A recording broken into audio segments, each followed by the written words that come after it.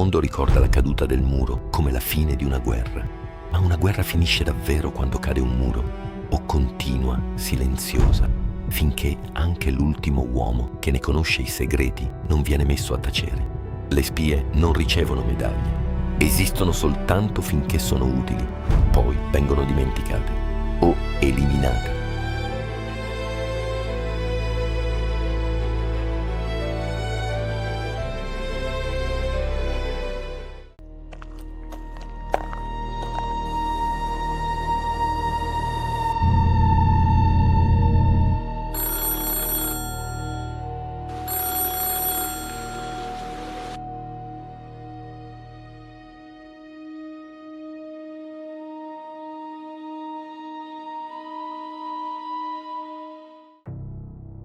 Berlino Ovest, marzo 1990. Il muro non c'era più da mesi, ma la città portava ancora addosso l'odore del cemento spezzato, della polvere che si posa lenta sulle strade nuove. Thomas Keller viveva in un appartamento sopra una libreria e lavorava come consulente informatico per piccole aziende che non sapevano nulla di lui. Non sapevano che un tempo era stato tra i migliori crittografi della Germania. Non sapevano del progetto 3147, il sistema di cifratura che aveva progettato negli anni 70 e che gli avevano detto essere stato scartato. Troppo costoso, troppo complesso. Thomas ci aveva creduto. Aveva ricominciato una vita normale, fatta di caffè freddo e di sere silenziose, fino a quella telefonata. Il telefono squillò 2 volte, poi il silenzio. Nessuno parlava dall'altra parte, solo il respiro di qualcuno che aspettava. Poi una voce, bassa, priva di ogni inflessione. 3147. La linea cadde. Thomas restò immobile, la cornetta ancora in mano. Quel numero non l'aveva mai scritto da nessuna parte. Non l'aveva mai detto a nessuno. Quella sera arrivò una seconda chiamata.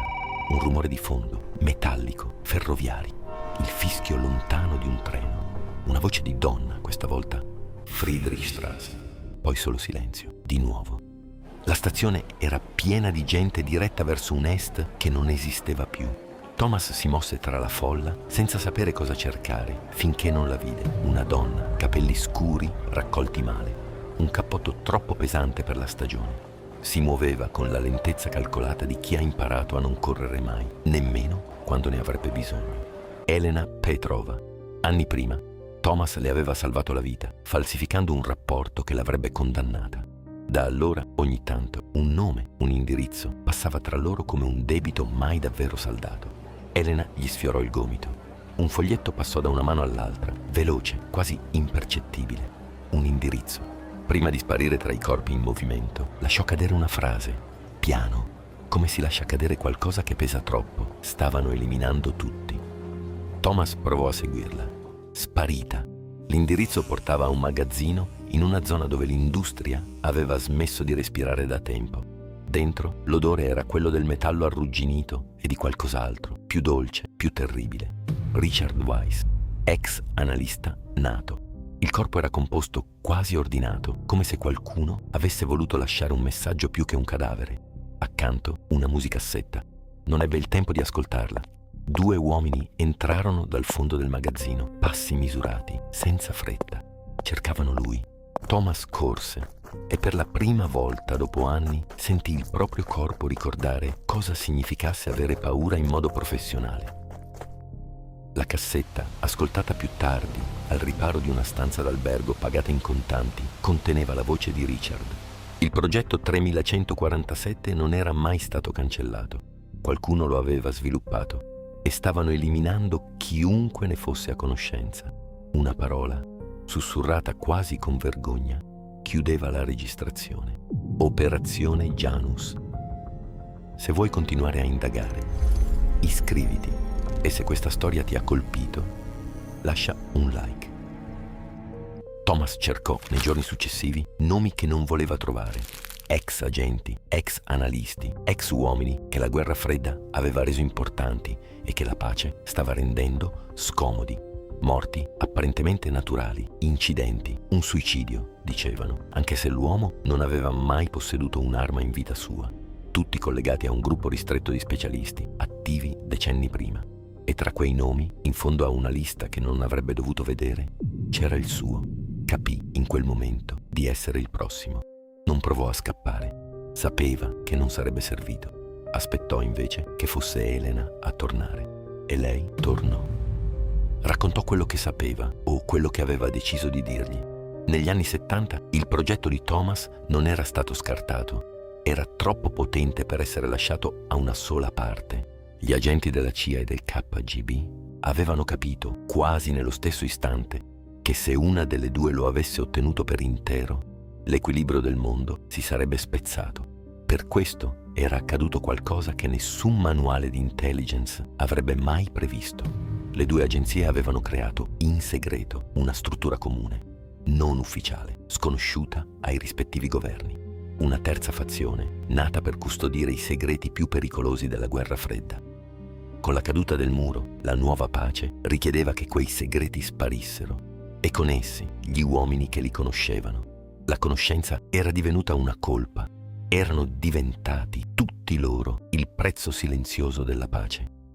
Restava una domanda ed Elena non seppe rispondere subito. Perché Thomas era ancora vivo se il suo nome era già sulla lista da settimane? La risposta arrivò da lui stesso, più tardi, fissando vecchi appunti che non aveva più il coraggio di rileggere. Il progetto 3147 non era mai stato completato. Mancava un elemento, la chiave matematica finale, quella che rendeva il sistema realmente indecifrabile. Thomas non l'aveva mai scritta da nessuna parte.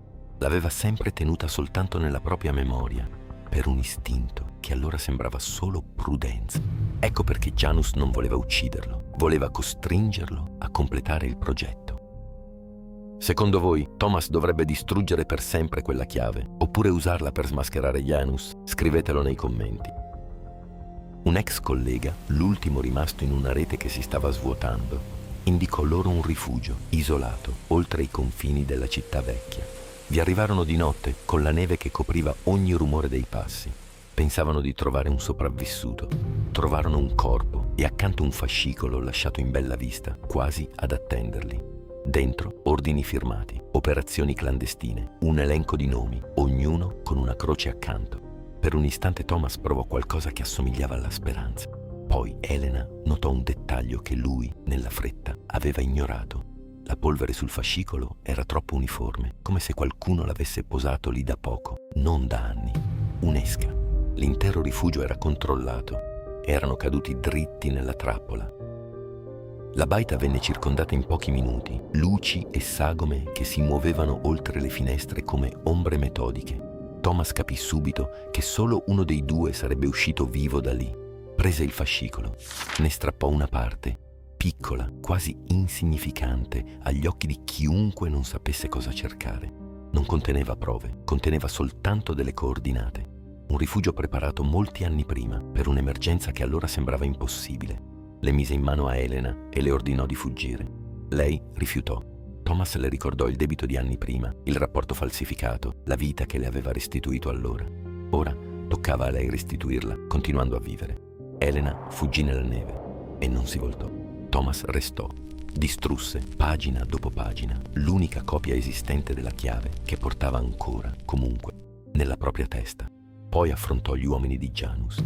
Non ci fu scampo. L'incendio della baita venne archiviato come incidente. Di Thomas Keller non restò traccia, nessuna onorificenza, nessun monumento.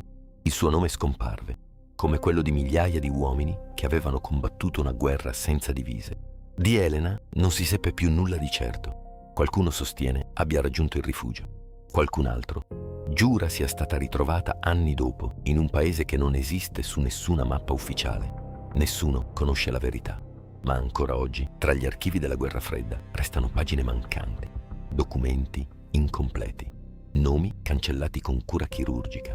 Ed è proprio questo vuoto ad alimentare una domanda, la stessa che aprì questa storia. La guerra fredda è finita davvero nel 1989?